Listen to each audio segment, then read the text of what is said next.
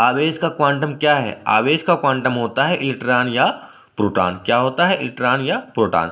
चांदी का परावैद्युतांक कितना होता है? बहुत बार पूछा गया है, ये बहुत इंपॉर्टेंट है। चांदी का परावैद्युतांक कितना होता है? अनंत होता है, इन्फिनिटी होता है। कितना होता है? अनंत। आवेश Q1 व Q2 के मध्य बल की प्रकृति क्या होती है? आवेश Q1 व Q2 के मध्य बल की प्रकृति होती है आकर्षण की। कितनी होती है? कैसी होती है? आकर्षण की होती है। दो आवेशों की वैद्युत बल का सूत्र, वैद्युत बल मतलब कूलाम का नियम, F बराबर 1/4πε0 K Q1 Q2 अपान R स्क्वायर। कूलाम बल न्यूटन के किस नियम का पालन करता है? कूलाम बल जो होता है वो क्रिया प्रतिक्रिया का नियम, न्यूटन का तृतीय नियम जो है क्रिया प्रतिक्रिया का नियम, उस नियम का पालन करता है। अगला है, R दूरी पर स्थित दो प्रोटॉनों के बीच मध्य वैद्युत बल F है। प्रोटॉन को हटाकर इलेक्ट्रॉन रख दें तो वैद्युत बल क्या होगा? अगर हम R दूरी पर स्थित दो प्रोटॉनों के मध्य वैद्युत बल F है, प्रोटॉनों को हटाकर हम इलेक्ट्रॉन रख दें तो वैद्युत बल जो है वो एक समान रहेगा, क्योंकि जितना प्रोटॉन पर आवेश होता है उतना ही इलेक्ट्रॉन पर होता है, तो ये एक समान रहेगा। किसी वैद्युत रोधी कुचालक माध्यम का परावर्तांक K का मान कितना होता है? 6 होता है, 6 होता है। कितना होता है? क्योंकि कुचालक का परावर्तांक 1 से अधिक होता है। कुचालक का परावर्तांक कितना होता है? 1 से अधिक होता है। अगला है, धनावेशित वस्तु में होती है, धनावेशित वस्तु में होती है इलेक्ट्रॉनों की कमी। जो धनावेशित वस्तु है उसमें क्या होती है? इलेक्ट्रॉनों की कमी। और ऋणावेशित वस्तु में इलेक्ट्रॉनों की अधिकता होती है, क्योंकि जैसे Na+ है, Na+ में क्या होगा? Na+ में होगा एक इलेक्ट्रॉन की कमी होगी, एक बार प्लस लगा। अगर माइनस है तो इसमें एक इलेक्ट्रॉन की अधिकता होगी, ये होता है। इसका 11 होता है, एक कम हो जाएगा, 10 बचेगा, इसमें 12 हो जाएगा। तो ये आपको याद रखना है। दो बिंदु आवेशों के बीच F न्यूटन स्थिर वैद्युत बल कार्य करता है। यदि आवेशों के परावर्तांक के माध्यम में रख दिया जाए तब यह बल कितना होगा? ये हो जाएगा K बराबर F/F', या इसको F1/F2 भी कह सकते हैं। K का मान जो होगा F/F' या F1/F2, क्योंकि इसमें क्या होता है? F' बराबर होता है F/K। इस प्रकार से आप इसको लिख सकते हैं, या इसका एक क्वेश्चन भी आता है, न्यूमेरिकल आता है, K का मान निकालना होता है, F/F' लगा दो या F1/F2 लगा दो। किस बल द्वारा वस्तु को आवेशित करने पर वस्तु का भार थोड़ा बढ़ या घट जाता है? घर्षण बल द्वारा। किस बल द्वारा? घर्षण बल द्वारा।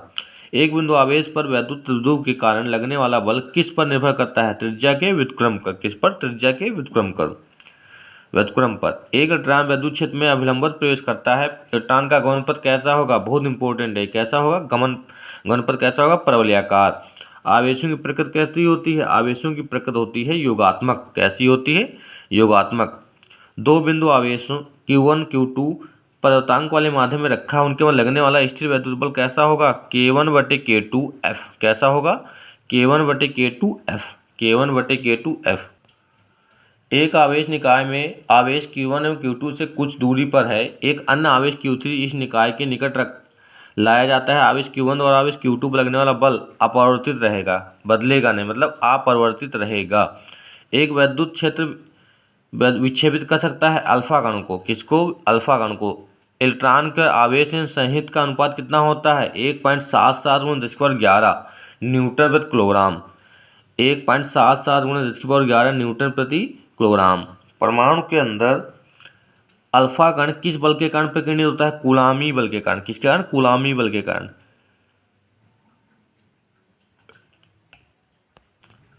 वैद्युत विभव आघूर्ण एक वेक्टर होता है जिसकी दिशा क्या होती है? ऋण आवेश से धन आवेश की ओर। एक इलेक्ट्रॉन जिस पर आवेश E तथा द्रव्यमान m है, एक समान वैद्युत क्षेत्र E गतिमान है, इसका त्वरण कितना होगा? E m बराबर द्रव्यमान के दो गोलों A व B को क्रमशः +Q तथा -Q आवेश दिया गया। यदि आवेश के पश्चात इनके द्रव्यमान क्रमशः Ma तथा Mb हों तो इनके बीच संबंध क्या होगा? Ma < Mb। कितना होगा? Ma < Mb। वायु में रखे दो धनावेशों के मध्य परावैद्युत पदार्थ रख देने पर इनके बीच प्रतिकर्षण बल का मान क्या होगा? घट जाएगा। क्या होगा? घट जाएगा। एक बंद पृष्ठ के n 0 होगा, कुल वैद्युत फ्लक्स कितना होगा? 0 होगा। R1 R2 त्रिज्याओं के दो चालकों के पृष्ठों पर आवेश के पृष्ठ घनत्व बराबर हैं तो उनकी तीव्रताओं का अनुपात क्या होगा, पृष्ठ घनत्व अगर बराबर है तो उनकी वैद्युत क्षेत्र की तीव्रताओं का अनुपात होगा 1:1। आर दूरी पर स्थित दो बिंदु आवेशों प्लस क्यू तथा माइनस क्यू के बीच बल एफ है। यदि एक आवेश स्थिर हो और दूसरा उसके चारों ओर आर त्रिज्या के एक वृत्त में चक्कर काटे तो कार्य कितना होगा, कार्य होगा 0। आवेश का खोखला गोला वैद्युत क्षेत्र उत्पन्न नहीं करता है। किसी आंतरिक बिंदु पर निर्वात की वैद्युतशीलता का मात्रक कूलाम स्क्वायर पर न्यूटन इंटू मीटर स्क्वायर, वैद्युत फ्लक्स का मात्रक वोल्ट इंटू मीटर या न्यूटन इंटू मीटर स्क्वायर प्रति कूलाम, वोल्ट इंटू मीटर या न्यूटन इंटू मीटर स्क्वायर प्रति कूलाम। निम्नलिखित में वैद्युत क्षेत्र का मात्रक नहीं है, निम्नलिखित में वैद्युत क्षेत्र का मात्रक नहीं है। जूल प्रति कूलाम। एक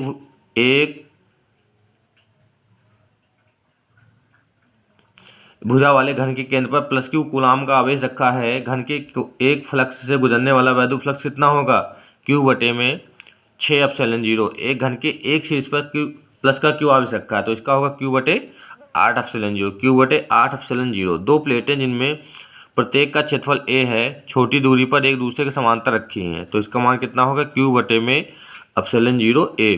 कितना होगा, क्यू बटे में ε0 a। बंद पृष्ठ निर्गत कुल वैद्युत फ्लक्स कितना होगा, 0 होगा। बंद पृष्ठ निर्गत वैद्युत फ्लक्स कितना होगा, 0 होगा।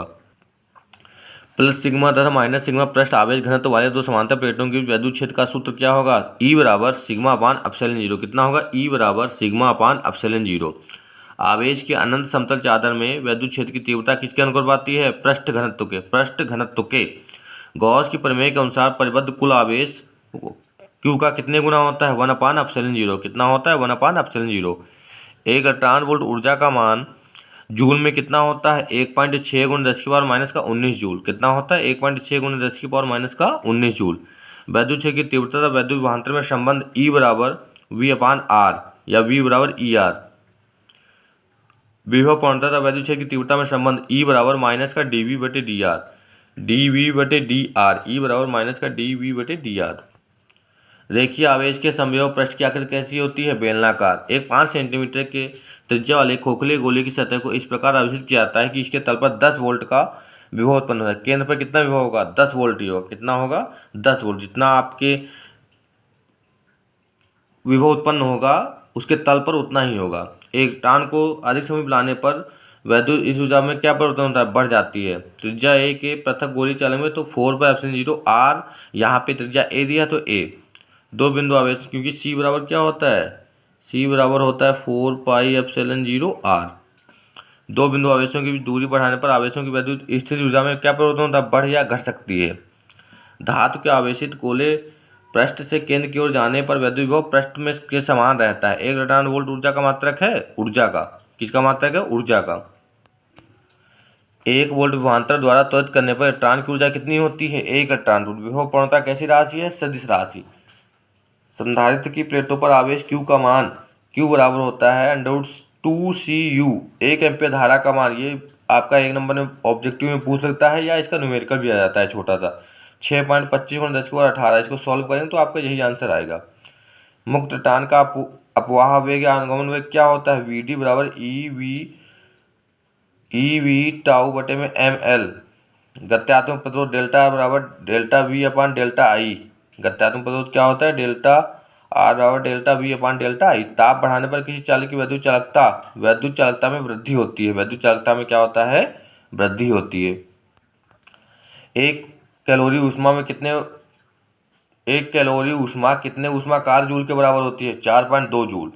वैद्युत ऊर्जा का व्यापारिक मात्रक किलोवाट घंटा। प्रतिरोध का ताप के साथ परिवर्तन RT बराबर R01 + αT। किसी चालक की प्रतिरोधकता व प्रतिरोध का चालकता का गुणनफल किस पर निर्भर करता है, पदार्थ की लंबाई पर। 50 ओम के प्रतिरोध धातु तार को खींचकर उसकी लंबाई दोगुनी कर देते हैं तो उसका नया प्रतिरोध कितना होगा, 50 ओम प्रतिरोध के धातु तार को खींचकर उसकी लंबाई दोगुनी कर देते हैं तो उसका नया प्रतिरोध कितना होगा, 200 ओम। कितना हो जाएगा, 200 ओम। फ्यूज तार के पदार्थ में क्या होना चाहिए, उच्च विशिष्ट प्रतिरोध एवं निम्न गलनांक।